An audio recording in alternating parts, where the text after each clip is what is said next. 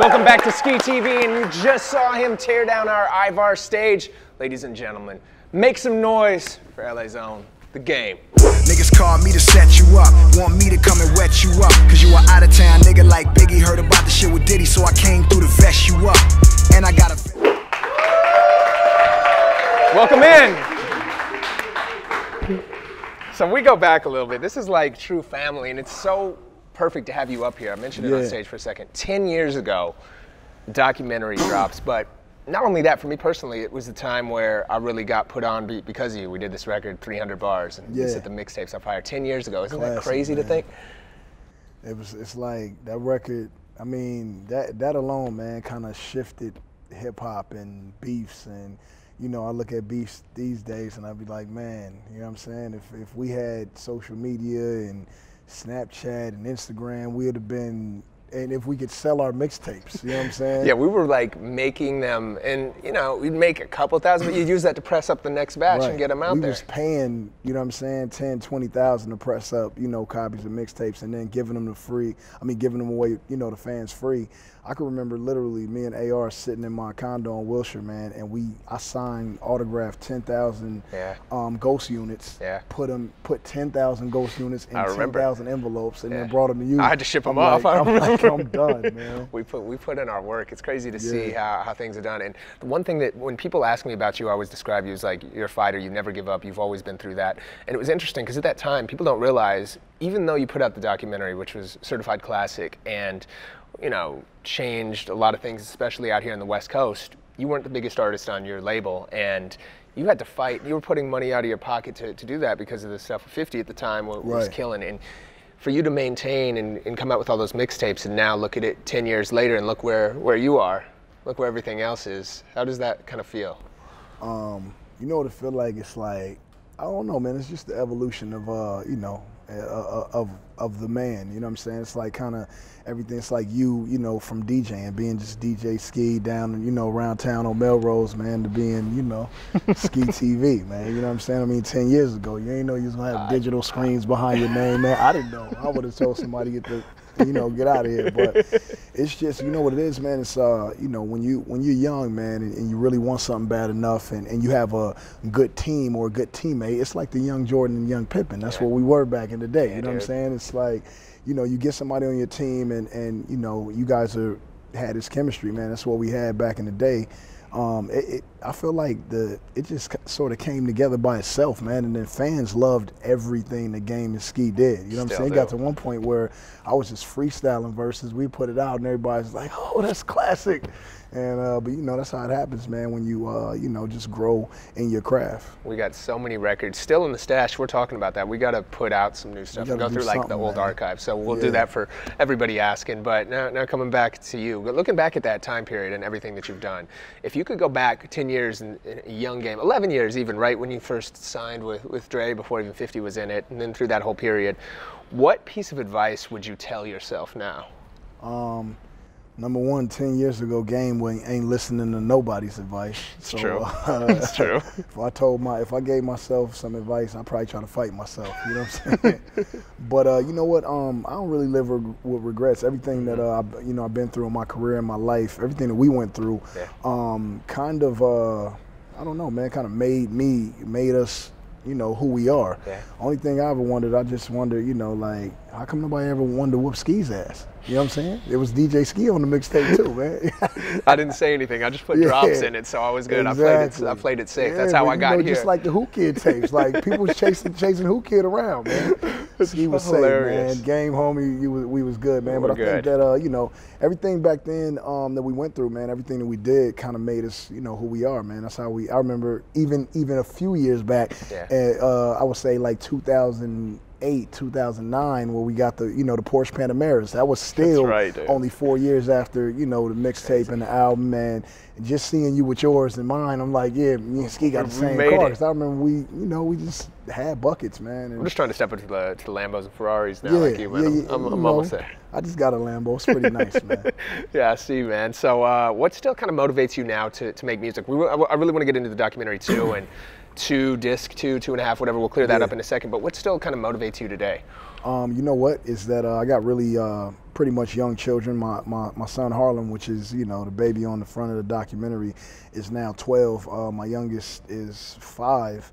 So it's always my children, you know what I'm saying? Kids are very needy, man. And then, you know, you can't be living better than your kids. So my kids want, you know, the same Jordans. And, you know, Harlem asked me yesterday, call Kanye and get him some Yeezys. So, I mean, you know, man, your kids are growing, they need things. And I always wanted to be the type of father that just could provide anything at any time for my children whenever they request it. And I think that for the last 12 years that I've done a pretty good job at that. So my motivation is always them. If I need anything, or if I have days where I don't feel like doing something, I think about my kids and I'm up on my feet and I'm going to get it. The other passion was basketball. And I was speaking of Harlem, I know you were just telling me he's balling out at 12.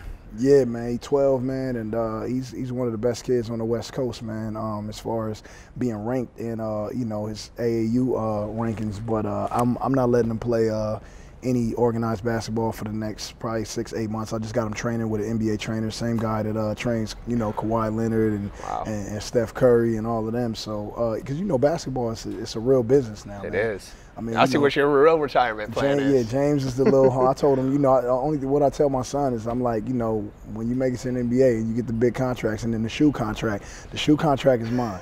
You keep the NBA contract. I need some of my money back. You know what I'm saying? He got me out every other day buying. Like, my kid is like spoiled, man. He don't even want to go to Foot Locker and get general release. He like, nah, Dad, them general release. I'm like, you better stop. You better unfollow Uncle Skee, man. Yeah, you know what I'm saying? Stay out the Skee Locker, man. You brainwashing my kid, man. Got him wanting $350 Too many, bro. Man. Too many. Now, he was on the cover of the documentary. A lot of people were expecting him to kind of come back for the second one. You know what it is, man, is that, you know, the documentary too, I just, Jonathan Mannion, who shot, he's the man. You know, everything. Remarkable beyond your stuff, like. Yeah, I mean, from Aaliyah to Tupac to Jay-Z to everybody, Jonathan Mannion has worked with. So he's done pretty much all my, it's fucking Grasshopper, that's chill, Ski Hood. So yeah, man. See, we're not all the way there yet. Exactly, man. But yeah, nah, Jonathan Mannion shot the cover. We went through a bunch of pictures. We did the tires again. I sat on the tires. My kids sat on the tires. And we found an image that we thought was powerful and strong. It was on this sort of the canal in my hood in Cedar Block in Compton. You know, and I thought that it was dope, so we decided to just go a different way with the cover, and that's how we did it. And so that's disc 1, and then disc 2 has a different cover, and then we'll come with, you know, the collaborative, both discs in one package, and give it to them like that. So, you know, today, disc 1 is in stores. Next Friday, disc 2 will be in stores, but the track listing for disc 2 is on iTunes now for pre-order. So, you know, everybody pre-order it if you want to. If not, the Lambo still swallows gas. It's on DJ Skee. He is the game. It's the duo that you love to hate, I guess. No yeah, man. Yeah, man. You love to hate, man. You know what's the thing is that I'm like a real hip hop fan. So, you know what I'm saying, the Eric B and Rakim combo. You know what I'm saying, the Gangstars, the Primo and Nas. So does this mean we're gonna do an album? Game and Skee. We might have to, man. We might have to. I can't believe we never even thought about that. Yeah. We gotta put some stuff together. All right, speaking of albums, documentary 2 out now. Documentary, there's been multiple names. It's documentary 2. People call it 2.5. Disc That's like 2. really rubbing me wrong, man. Okay. I don't know what 2, like, that's trash. So it's documentary 2, disc 2, It's which is just different disc 2. from documentary 2. Yeah, so they're sold separately. It's an interesting release strategy. What people don't understand is the reason why I did 2 discs and separated. So one is a red bandana and one is a blue bandana. And even though, you know, I'm notorious for being a blood, you know, and grew up, you know, on the west side of Compton, you know, banging Cedar Block my whole life. There is an alternate, you know, another gang and another side, which is, you know, the blue side, you know what I'm saying? So in the wake of this new 100 days, 100 nights thing that's been going on out here where a lot of kids are dying and a lot of people are getting killed senselessly, I figured that I would just put, you know, a red disc and a blue disc in a package and do 2 discs and not be biased to just, you know, my rag, but sort of unify, you know, help unify and sort of break, you know, the cutter lines, man. Because, you know, like I said, I got young kids. They're growing up out here in LA and we not moving nowhere. And, you know, you got kids out here that are dying, man. And that kid has a parent. That kid has a family, man. And it's just, you know, it's sad. And I'm not saying, you know, I'm not telling anybody what to do, you know, with their lives. You know, I grew up in the streets and, you know, I banged hard and you got kids out there banging and, you know, it is what it is. But if I can have anything, if I can save a life, you know what I'm saying, or two, then, you know, I want to try to do that. So that's awesome. That's what it is. Now, I know how you work, and people always ask me who when I get in the studio, who's really dope, who's out there, and I always say, like, look, regardless of what you think about him, from if you're on whatever side of any beef and drama, because you've been in a couple of those, yeah. I say, Game is up there on par with talent for anybody out there, you know, in terms of quality, and you just record and record and record, and I even saw that with some of the initial reviews when people heard it, they're like, man, a Game I'm not a fan of, but I can't even deny it. This album is classic. How many records did you record for this dual project? I mean, well, there's 19 tracks on disc 1 and 19 on disc 2, so that's 38 that made it. So I mean, I think we might have recorded, I mean, in 2 years, man, it took to complete this album. Disc 1 was 1 year, and disc 2 was another year. We probably recorded about probably 600 or 700 songs, man. Wow. Before we got them down, and you know, it's good that you know, when you got the good Dr. Dre on your side, because you can always take 10 songs and play them, and he'll just tell you, nah. I went to, you know what I'm saying, Aftermath so many times and played songs for Dre, and he was like, nah, all 20 of these are garbage. And I was just like, you still doing this to me? I'm like, you know what I'm saying? Still even, I remember that was happening back in the day, just because that's how he is with everybody. Dre, and so I got to a point where I played him the joint with me and Kendrick, and then Standing on Ferraris, and I think the joint with me and Ab-Soul, and he was just like, now you got 3 solid records, so build from here. And so from there, man, I knew exactly what I needed. So shout out to the doc for just still, you know, even though he got the, you know, sitting on $1 billion, he's still giving, you know, Price's input, man. And he gave you one of the, I think, 2 solo records that weren't credited from him on his project. What was it like being seen with him, especially through all the, I mean, he obviously was the guy that really put you on. Yeah. But there's a lot of drama and different things behind the scenes. But now, again, 10 years later, to come back full circle, what's it like being on an actual Dr. Dre project and getting that credibility is like the only... Well, you know, for me, man, as far as, you know, the Chronic is concerned, and the Chronic 2001, which, you know, at that point I wasn't even rapping. Because that came out in '99, people yeah, forget, exactly. So at that point I wasn't even rapping. So to be a part of, you know, Compton, and then for him to, you know, involve me and let me give input in the, you know, the editing process, and check out, you know, Straight Outta Compton before it hit theaters, and give, you know, give him my insight, and for him to actually listen and alter, you know, certain things, man, and just be Dr. Dre, man. It's just, for me, it's still, I'm still a fan, man. I still get starstruck when I'm around Dre, because that's, I mean, you know, I grew up, everybody grew up listening to Dr. Dre, and I'm from Compton. I actually seen Dre in the hood giving out turkeys, Christmas gifts, and doing all that stuff when I was little, man. So to come up and for him to be like a big brother, a mentor, and a really great friend to me, is just, that's dope, man. It's incredible. Now, so much talent coming out of Compton and stuff, but I always say that, like, look, for a while, you were the only one really sitting there waving the flag, and then I remember it was actually 10 years ago, right? It was actually right when we recorded 300 Bars. I remember Top brought this dude to the studio on Melrose. Yeah. To my studio, and was like, man, I want you to just rap. You remember who that was? It's K-Dot. K-Dot at the time. Yeah, man. Little kid. And remember, he just freestyled. I remember he freestyled for like 10 minutes. It's just going, man. And went in and we're like, oh, I can rap if you could ever make a record. He was on a SKEE tape. Yeah. You know what the I'm first, saying? and it was funny too, The because Cypher. The Cypher, so many people talk about, there was so many, like, dude, that was on the Journal, one of the Journal mixtapes that we did back in, you know, 2007 or something. So that was kind of like the mainstream world's, you know, first glimpse at him. What's it been like watching a whole new generation come and grow? I mean, you have so many different people, and so many people from the West Coast being a hot spot again now. What's it like? It's being like an elder, I guess. Yeah, it's pretty easy to watch when you've already did your thing. You know what I'm saying? It's kind of the same position that Snoop and Dre was in when, you know, I came in. You know what I'm saying? You just you played your part, and at this point, man, I think that I've done, you know, I put in my work, you know what I'm saying, to be, you know, legendary, and as far as my albums, and, you know, selling over 20 million records, and doing all the things that I've done in hip hop and for the West Coast. And like you said, at one time, it wasn't nobody out here, it was just me. I mean, you had Snoop and Dre, but they were already icons. And so as far as carrying the West in the streets, man, I was out here doing it single-handedly. And so to see, you know, the Kendricks and the Nipseys now, and you know, all these up and coming, you know, dope rappers, YG doing his thing, like, it's just dope to me, man, and especially the ones that come from Compton. Yeah, it's cool. Anything new that you're specifically listening to right now? You know what, man? I listen to everything, man. I've been bumping the Travis Scott album. Definitely still, you know, on J. Cole and To Pimp a Butterfly, because I definitely, you know, I support Compton.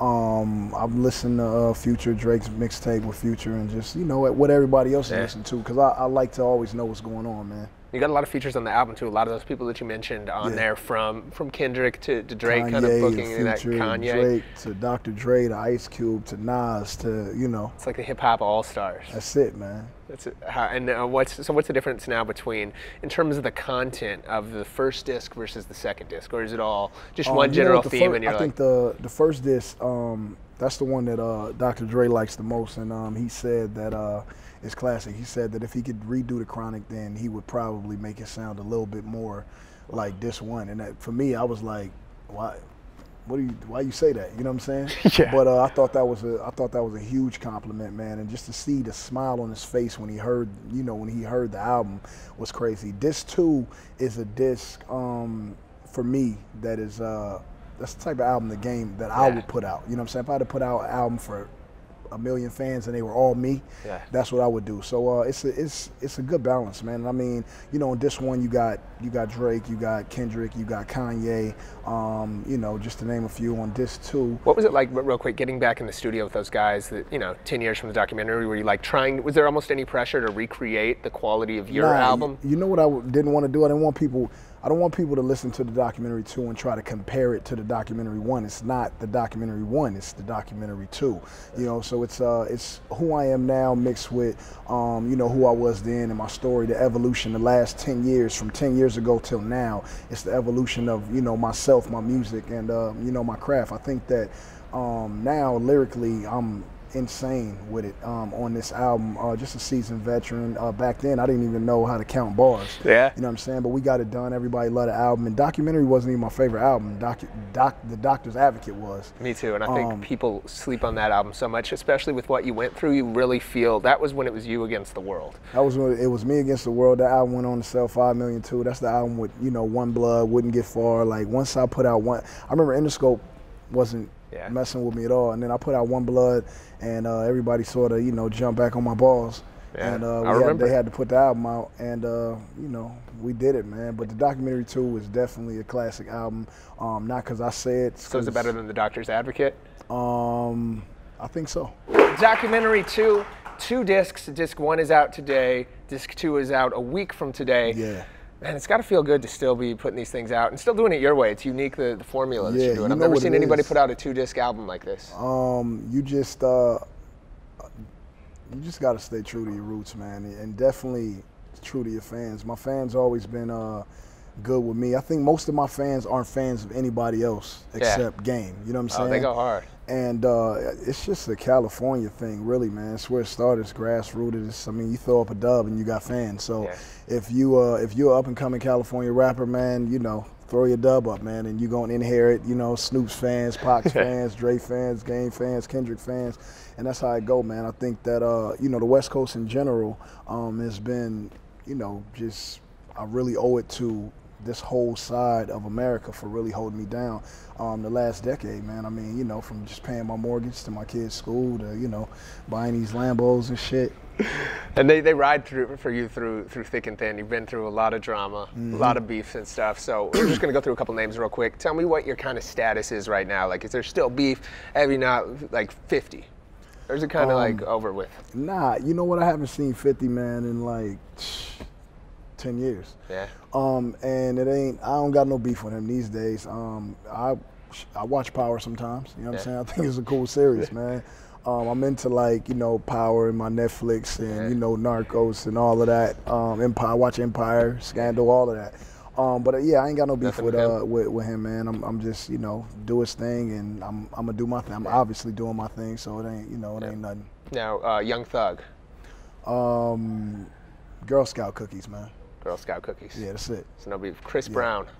Ain't no beef with Chris Brown. I don't know where people get that from, man. Chris is a good dude, a talented singer, and you know, it's a little homie, man. I wish, you know, him continued success. I think that he one of the best performers, and, you know, he a good dude, man. LAPD.